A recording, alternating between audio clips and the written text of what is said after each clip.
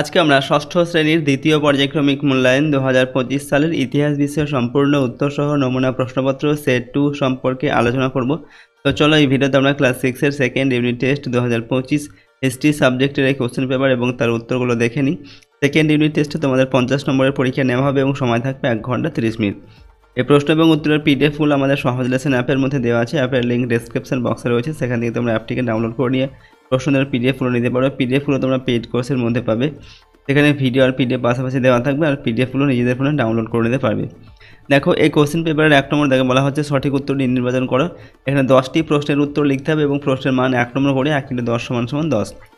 কয়ের দাগে আদি বৈদিক যুগের ইতিহাস জানার প্রধান উপাদান হলো জিন্দ আবেস্তা, মহাকাব্য, ঋগ্বেদ না কোরআন। তো আদি বৈদিক যুগের ইতিহাস জানার প্রধান উপাদান হচ্ছে ঋগ্বেদ।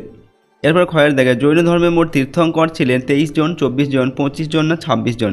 তো জৈন ধর্মে মোট তীর্থঙ্কর ছিলেন 24 জন। গয়ের দাগের প্রশ্ন হচ্ছে দক্ষিণ ভারতের একমাত্র মহাজন পদটি হলো অবন্তী, কম্বোজ, বৎস না অশ্মক। তো দক্ষিণ ভারতের একমাত্র মহাজন পদ হচ্ছে অশ্মক। ঘয়ের দাগে ভারতের প্রথম সাম্রাজ্যের নাম মৌর্য সাম্রাজ্য, গুপ্ত সাম্রাজ্য, শুঙ্গ সাম্রাজ্য না কুষাণ সাম্রাজ্য। তো ভারতের প্রথম সাম্রাজ্যের নাম হচ্ছে মৌর্য সাম্রাজ্য। ওঙর দাগে ভারতীয় মহাদেশে প্রথম সোনার মুদ্রা চালু করেন কুজুল, কনফুসিয়াস, ভীম, কনফুসিয়াস, কনিষ্ক না হুবিস্কো। তো ভারতীয় মহাদেশে প্রথম সোনার মুদ্রা চালু করেন ভীম, কনফুসিয়াস। এরপর চয়ের দাগে মেগালিথ হলো ভারতের পাথরের গাড়ি, এরপর হচ্ছে পাথরের সমাধি, পাথরের খেলনা না পাথরের বাড়ি। তো মেগালিথ এটার অর্থ হচ্ছে পাথরের সমাধি। ছয়ের দাগে কোনটি বেমানান? এখানে রয়েছে নানাঘাট, নাসিক, কার্লি, হাতিগুম্ফা আর হচ্ছে শিলালেখ। তো কোনটি বেমানান? উত্তর লিখবে হাতিগুম্ফা, শিলালেখ। পরের প্রশ্ন হচ্ছে বর্গীয় জ দাগে তৃতীয় বৌদ্ধ সম্মেলন অনুষ্ঠিত হয় বৈশালীতে, পাটলিপুত্রে, রাজগৃহে না কাশ্মীরে। তো তৃতীয় বৌদ্ধ সম্মেলন অনুষ্ঠিত হয়, এখানে উত্তর হচ্ছে পাটলিপুত্রে। ঝয়ের দাগে প্রকৃত পক্ষে বোধি বৃক্ষ হলো আম গাছ, বট গাছ, পিপল গাছ, তেঁতুল গাছ। তো প্রকৃত পক্ষে বোধি বৃক্ষ হচ্ছে পিপল গাছ। জয় ইঙ্গর দাগের প্রশ্ন দেখো, সমুদ্রগুপ্ত দক্ষিণ ভারতের 9, 10, 11 না 12 জন রাজাকে পরাজিত করেছিলেন। তো সমুদ্রগুপ্ত দক্ষিণ ভারতের 12 জন রাজাকে পরাজিত করেছিলেন। পরের প্রশ্ন 2 নম্বর দাগে নিচের প্রশ্নগুলির উত্তর দাও। এখানেও 10টি প্রশ্নের উত্তর লিখতে হবে। প্রশ্নের মানে 1 নম্বর করে 1 × 10 = 10। কয়ের দাগে বেদের অপর নাম, বেদের আর এক নাম শ্রুতি কেন? তো দেখো, শুনে শুনে মনে রাখা হতো বলে বেদের আর এক নাম শ্রুতি। কয়ের দাগে পার্শ্বনাথ কোথাকার রাজপুত্র ছিলেন? তো এখানে উত্তর লিখবে পার্শ্বনাথ বারাণসীর রাজপুত্র ছিলেন। গোয়ার দাগে নন্দ বংশের শেষ রাজার নাম কি? তো নন্দ বংশের শেষ রাজার নাম হচ্ছে ধননন্দ। ঘয়ের দাগে ইন্ডিকা ড্যাশের রচনা, এখানে শূন্যস্থান পূরণ করতে হবে। তো ইন্ডিকা হচ্ছে মেগাস্থিনিস এর রচনা। উঙ্গর দাগের প্রশ্ন বেমানান শব্দটি খুঁজে লেখো। এখানে রয়েছে ইনামগাঁও, হস্তিনাপুর, কৌশাম্বী, শ্রাবন্তী। তো এখানে বেমানান শব্দটা লিখবে এখানে ইনামগাঁও। এরপর হচ্ছে চয়ের দাগে ঠিক না ভুল লিখতে হবে। বৌদ্ধ ধর্ম প্রচারের প্রধান ভাষা ছিল সংস্কৃত, এটা হবে ভুল। ছয়ের দাগে শূন্যস্থান পূরণ করতে হবে। শক রাজ রুদ্র দামনের সম্পর্কে জানবার সবথেকে গুরুত্বপূর্ণ শিলালেখ ড্যাশ। তো এখানে উত্তর হবে জুনাগড়। ওকে, জুনাগড় শিলালেখ সবথেকে গুরুত্বপূর্ণ শকরাজ রুদ্রদেবের সম্পর্কে জানবার জন্য। এরপর বর্গীয় জ দাগে সপ্তসিন্ধু অঞ্চলের কোন নদীটি বর্তমানে খুঁজে পাওয়া যায় না? তো সপ্তসিন্ধু অঞ্চলের সরস্বতী নদীটি বর্তমানে খুঁজে পাওয়া যায় না। সকালোত্তর পথনাথ কাকে বলে? তো হর্ষবর্ধনকে সকালোত্তর পথনাথ বলে। আদি বৈদিক যুগের প্রধান সম্পদ কী ছিল? তো আদি বৈদিক যুগের প্রধান সম্পদ ছিল গবাদি পশু। জৈনদের শেষ 2 তীর্থঙ্করের নাম কি কি? তো জৈনদের শেষ 2 তীর্থঙ্করের নাম হচ্ছে পার্শ্বনাথ ও বর্ধমান মহাবীর। ওকে, 3 নম্বর থেকে নিচের প্রশ্নগুলির 2-3টি বাক্যে এখানে উত্তর লিখতে হবে। যে কোনো 4টি প্রশ্নের উত্তর করতে হবে। প্রশ্নের মান 2 করে 4 × 2 = 8 নম্বর। পরে দেখা হচ্ছে জৈন ধর্মের ত্রিরত্ন কি কি? তো দেখো, সৎ বিশ্বাস, সৎ জ্ঞান ও সৎ আচরণের উপর জৈনরা জোর দিতেন। এই 3টিকে একসঙ্গে জৈন ধর্মের ত্রিরত্ন বলা হতো। পরের দিকে সকারি কাকে কেন বলা হতো? তো গুপ্ত সম্রাট 2য় চন্দ্রগুপ্তকে সকারি বলা হয় কারণ তিনি পশ্চিম ভারত থেকে শক আধিপত্যের অবসান ঘটান। গোয়ার দিকের রাজা খারবেল কোন বংশের রাজা ছিলেন? তার কথা কোন শিলালেখ থেকে পাওয়া যায়? তো দেখো, প্রাচীন কলিঙ্গ রাজ্যের মহামেঘবাহন রাজবংশের 3য় এবং সর্বশ্রেষ্ঠ সম্রাট ছিলেন খারবেল। ভারতের উড়িষ্যা রাজ্যের রাজধানী ভুবনেশ্বর শহরের নিকটবর্তী উদয়গিরি পাহাড়ের দক্ষিণ দিকে অবস্থিত হাতিগুম্ফা নামক 14 দফা 14 নম্বর, গুহার দেওয়ালে প্রাকৃত ভাষায় ও ব্রাহ্মী লিপিতে উৎকীর্ণ একটি প্রাচীন শিলালিপি থেকে খারবেল সম্বন্ধে ঐতিহাসিক তথ্য পাওয়া যায়। পরের প্রশ্ন ঘয়ের দেখে, ষোড়শ মহাজন পদ বলতে কী বোঝায়? কোন মহাজন পদটি সবথেকে শক্তিশালী ছিল? দেখো, খ্রিস্টপূর্ব 6ষ্ঠ শতকে কাবুল থেকে গোদাবরী নদীর তীর পর্যন্ত 16টি যে বড় বড় রাজ্যের অস্তিত্ব ছিল তাদের একত্রে ষোড়শ মহাজন পদ বলে। সবথেকে শক্তিশালী মহাজন পদে ছিল মগধ। ওমর দাগে বেদের কটি অংশ কী কী?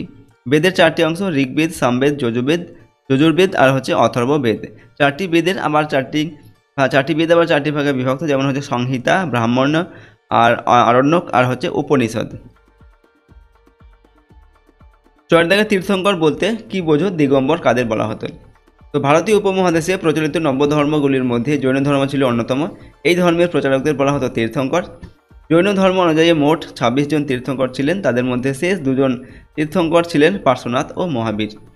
দিগম্বর কিনা জৈনদের যে সম্প্রদায় সম্পূর্ণ বন্ধন মুক্তির জন্য পরিধেয় বস্ত্র পর্যন্ত ত্যাগ করেন তাদের দিগম্বর বলে। এরপর 4 নম্বর দেখে, সংক্ষিপ্ত প্রশ্নের উত্তর দাও, যে কোনো 4টির উত্তর লিখতে হবে। প্রশ্নের মান 3 নম্বর করে 3, 4, 12 নম্বর। কয়ের দাগে হচ্ছে চতুরাশ্রম প্রথা কি? দেখো, আশ্রম কথার অর্থ হলো জীবনের বিভিন্ন অবস্থা। পরবর্তী বৈদিক যুগে উচ্চবর্ণ আর্যদের 4টি আশ্রম গড়ে ওঠে, এগুলিকে চতুরাশ্রম বলা হতো। এগুলি হলো ব্রাহ্মচর্য বা বাল্যকাল, ব্রাহ্মচর্য বা বাল্যকাল ও কৈশোরে গুরুগৃহে ব্রহ্মচর্য পালন ও বিদ্যাচর্চা করা। দ্বিতীয় আশ্রম ছিল গার্হস্থ্য বা যৌবনে গুরুগৃহ থেকে প্রত্যাবর্তনের পর সংসার জীবনযাপন করা। তৃতীয় আশ্রম ছিল বানপ্রস্থ, এই সময় সংসার জীবন ত্যাগ করে বনবাস করতে হতো। সমাজের চতুর্থ আশ্রম ছিল সন্ন্যাস বা সব কিছু ত্যাগ করে সন্ন্যাস জীবনযাপন করা।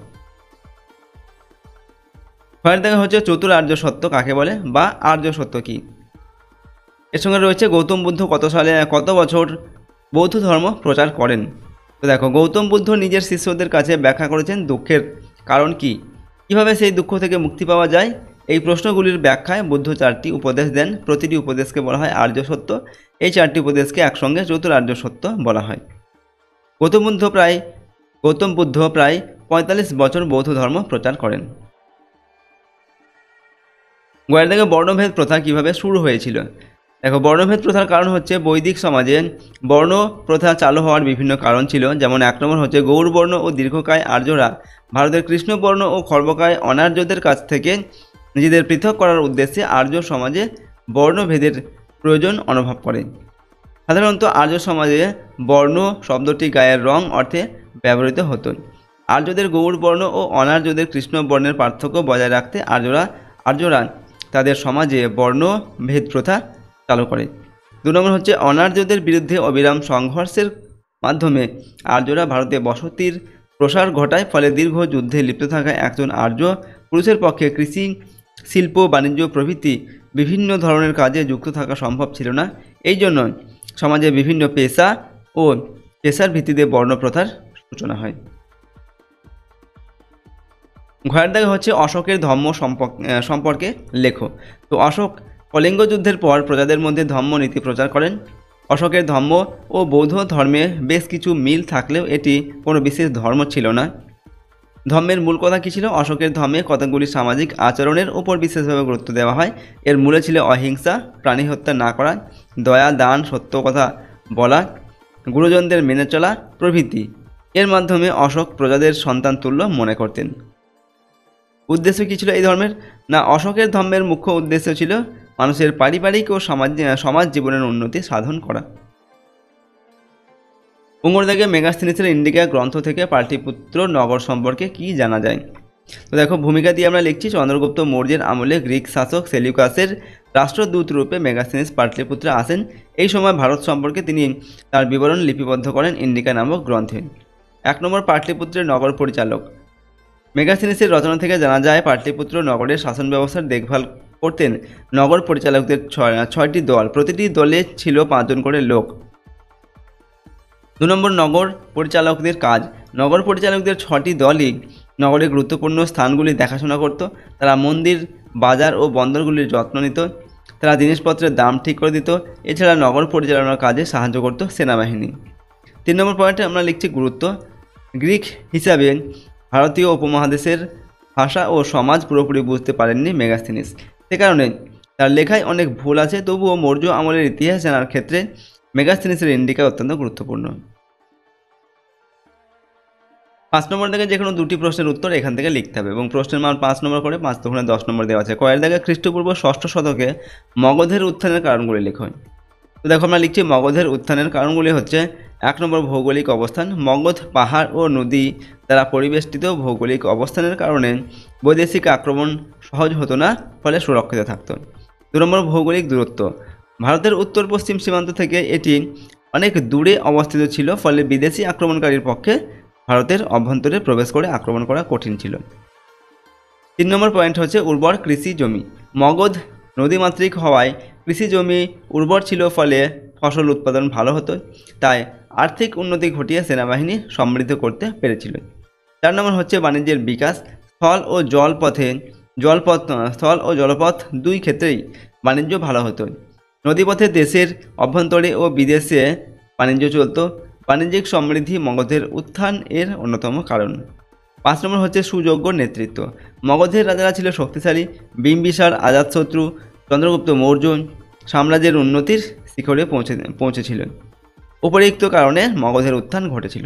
তো এই সমস্ত কারণেই মগধের উত্থান ঘটেছিল। এরপর ক্ষয়ের দাগে হর্ষবর্ধনের শাসন ব্যবস্থা সম্পর্কে আলোচনা করুন।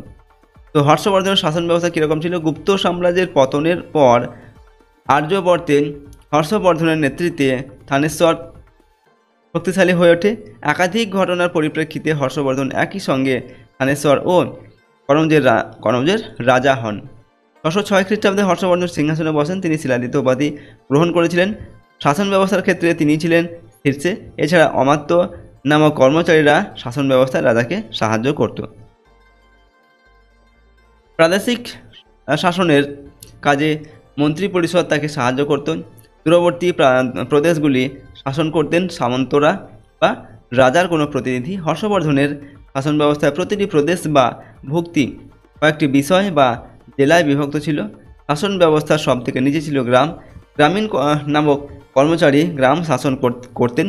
হর্ষবর্ধন যেহেতু অনেক সামরিক অভিযান করেছিলেন, তাই যুদ্ধে তাকে সাহায্য করার জন্য ছিল বিশাল সেনাবাহিনী। গয়ের দাগে হচ্ছে বৈদিক যুগের শিক্ষা ব্যবস্থা কেমন ছিল। তো ভূমিকা দিয়ে আমরা লিখছি, দেখো বৈদিক সাহিত্য থেকে সে যুগের শিক্ষা সম্পর্কে নানা তথ্য পাওয়া যায়। 1 নম্বর গুরুর ভূমিকা। বৈদিক শিক্ষা ব্যবস্থায় প্রধান ছিলেন গুরু। তিনি একটা অংশ পড়িয়ে বুঝিয়ে দিতেন আর ছাত্ররা তা শুনে পুরো আবৃত্তি করত ও মনে রাখত। গুরুই তাদের খাওয়ার সমস্ত দায়িত্ব নিতেন। 2 নম্বর হচ্ছে উপনয়ন। পরবর্তী বৈদিক যুগে শিক্ষাক্ষেত্রে উপনয়নের গুরুত্ব দেখা যায়। উপনয়নের মাধ্যমে গুরুগৃহে ছাত্রের শিক্ষারম্ভ হতো এবং তাকে পড়াশোনা ছাড়া অন্যান্য কাজকর্ম করতে হতো। 3 নম্বর হচ্ছে পাঠ্য বিষয়। সাধারণত বেদ পাঠের মধ্য দিয়েই শিক্ষাদান শুরু হলেও গণিত, ব্যাকরণ ও ভাষা শিক্ষার উপর জোর দেওয়া হতো। এছাড়া হাতে কলমেও নানা ধরনের শিক্ষা নিতে হতো। এই সময় অস্ত্র চালানো এবং চিকিৎসা বিষয়ে শিক্ষা ছিল বিশেষ গুরুত্বপূর্ণ। এমনকি ব্রাহ্মণরাও অস্ত্র শিক্ষা গ্রহণ করত। 4 নম্বর হচ্ছে সমাবর্তন ও গুরুদক্ষিণা। সাধারণত 12 বছর বয়সে বৈদিক শিক্ষা গ্রহণ চলত। অনেকেই আবার সারা জীবন শিক্ষা নিতে ব্যস্ত থাকতেন। 12 বছর শিক্ষা গ্রহণের পর অনুষ্ঠিত হতো সমাবর্তন অনুষ্ঠান, যেখানে ছাত্রকে স্নাতক বলে ঘোষণা ও অভিহিত করা হতো। গুরুগৃহ থেকে বিদায়ের সময় ছাত্ররা গুরুকে সাধ্যমতো গুরুদক্ষিণাও দিত। ঘয়ের দাগে বৌদ্ধ ও জৈন ধর্মের মধ্যে মিল ও অমিলগুলি লিখুন। তো জৈন ও বৌদ্ধ ধর্মের মধ্যে মিলগুলি হচ্ছে কি না, 1 নম্বর হচ্ছে উভয় ধর্ম উত্তর ভারতে শুরু হয়েছিল। 2 নম্বর উভয় ধর্মই বেদ মান্য করে।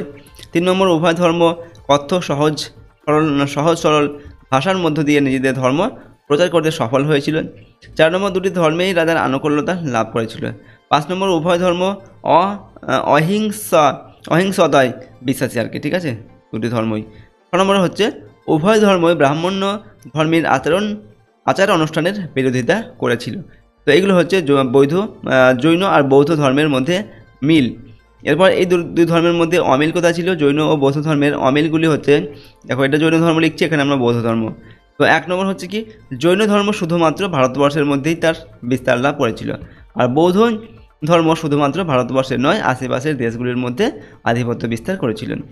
2 নম্বর হচ্ছে জৈন ধর্মে দিগম্বর ও শ্বেতাম্বর নামে 2টি ভাগ ছিল, আর বৌদ্ধ ধর্মে হীনযান ও মহাযান নামে 2টি ভাগ ছিল। 3 নম্বর হচ্ছে জৈন ধর্মে সংঘের কোনো স্থান ছিল না, আর বৌদ্ধ ধর্মে সংঘের স্থান ছিল। ঠিক আছে, তো এইগুলো আমরা লিখলাম জৈন আর বৌদ্ধ ধর্মের মিল এবং অমিল। তো দেখো, আজকে আমরা তোমাদের ক্লাস 6-এর সেকেন্ড ইউনিট টেস্ট 2025 হিস্ট্রি সাবজেক্টের একটি কোশ্চেন পেপারের সম্পূর্ণ উত্তর আলোচনা করলাম। প্রশ্নোত্তরগুলো অবশ্যই তোমরা ভালোভাবে মুখস্থ করবে এবং প্র্যাকটিস করবে, কারণ এগুলো তোমাদের সেকেন্ড ইউনিট টেস্টের জন্য অত্যন্ত গুরুত্বপূর্ণ প্রশ্নোত্তর। ওকে, আর যদি এর পিডিএফ ফাইল পেতে যাও, সহজ লেসন অ্যাপটাকে ইনস্টল করবে। অ্যাপের মধ্যে তোমরা ভিডিও এবং তার পাশে পিডিএফগুলি পাবে। সেখানে পেইড কোর্সের মধ্যে কিন্তু এর ভিডিও আর পিডিএফগুলি দেওয়া থাকবে। পিডিএফগুলো তোমরা নিজেদের ফোনে ডাউনলোডও করে নিতে পারবে। ওকে, যদি এই চ্যানেলে নতুন হও, অবশ্যই চ্যানেলটিকে সাবস্ক্রাইব করে রাখবে এবং ভিডিওটিতে লাইক করবে, ভিডিওটিকে বন্ধু বান্ধবের সঙ্গে অবশ্যই শেয়ার করবে। এবং তো চলো, আজকে আমরা ভিডিওটিকে এখানেই শেষ করছি। সম্পূর্ণ ভিডিওটি দেখার জন্য অসংখ্য ধন্যবাদ।